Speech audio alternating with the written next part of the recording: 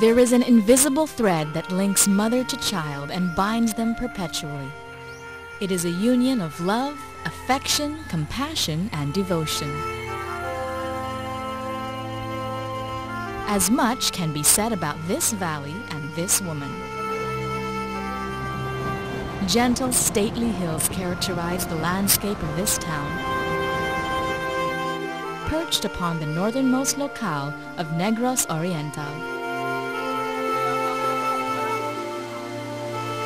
A beautiful valley, Valle Hermoso, stands out in plain view and invites you to take part in its solitude and calm. But such calm was not always the case.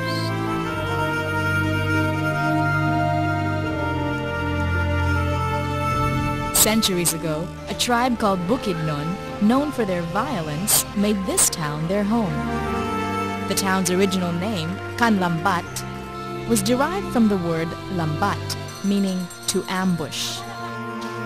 The arrival in 1850 of Don Diego de la Viña, a Spanish mestizo from Manila, who bought vast tracts of land from the Bukidnon and other settlers, signaled the dawn of peace and development. Don Diego called this land Hacienda Valle Hermoso, the beautiful valley. The beautiful valley welcomes any stranger and takes them in without qualms. And so, as swiftly as it took in Don Diego de la Viña, who fell for the land beyond Mount Canlaon, and the blue waters of the Tañon Strait with its bracing winds, so did she take in another more than 100 years later. My father, grandfather, they all come from Haro, Iloilo. This land was offered by by Tabacalera to my grandfather. And he fell in love with the place and bought both farms, Hacienda Elena and Hacienda Lilia. And that's how we started coming here as we were growing up.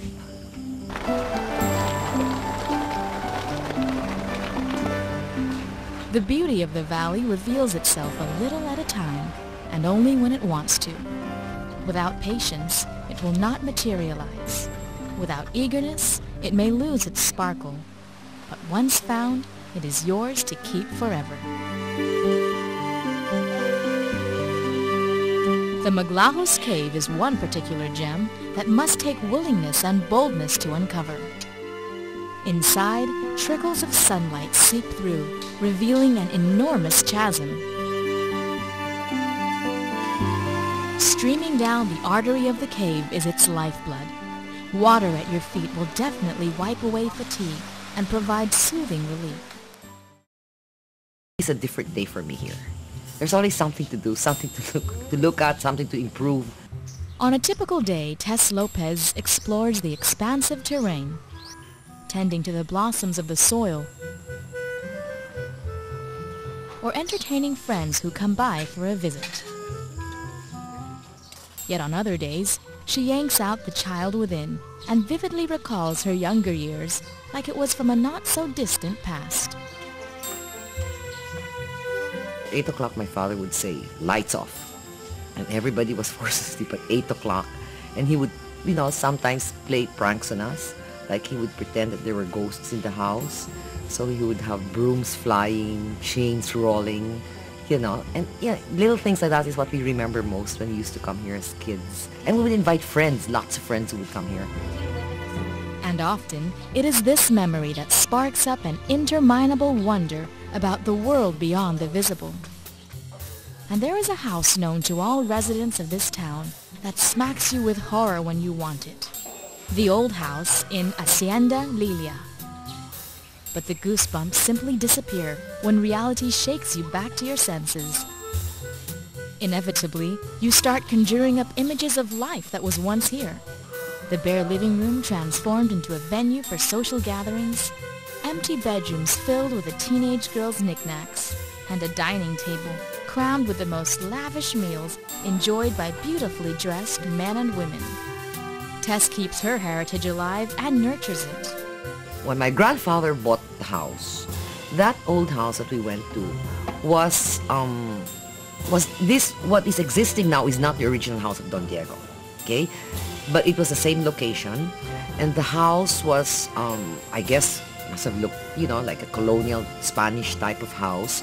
But because De La Viña connotes vineyards, the whole, the ceiling, everything was painted with the picture of vineyards.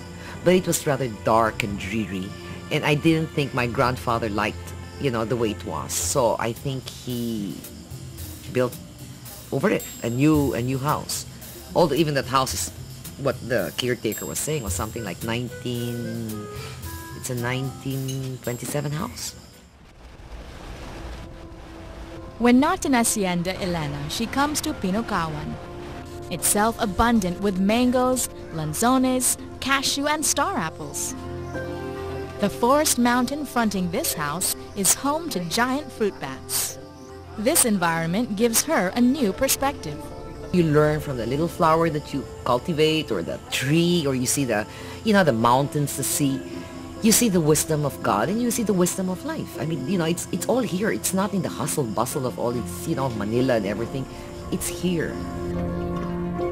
This woman and her town, inseparable, like mother and child.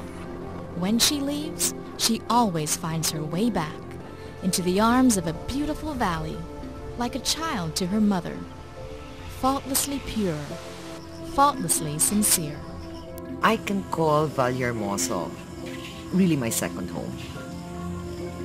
There's an aura to the whole thing. Like, you know, with all the rush in Manila and everything, it's nice to come here, you know, and just find solitude, you know, find peace, you know, get a good perspective of life. Because here everything is just, you see nature all around.